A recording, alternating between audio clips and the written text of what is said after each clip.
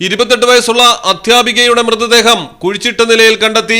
ബംഗളൂരുവിലാണ് സംഭവം. മണ്ഡ്യ ജില്ലയിലെ മേലുകോട്ടയിലെ സ്വകാര്യ സ്കൂൾ അധ്യാപികയായ പാണ്ഡവപുര താലൂക്കിലെ മാണിക്യഹള്ളി സ്വദേശി ദീപിക വി ഗൌഡയുടെ മൃതദേഹമാണ് കണ്ടെത്തിയത്. ഇവർ ഭർത്താവിനും 7 വയസ്സുള്ള മകനുമൊപ്പമായിരുന്നു താമസം.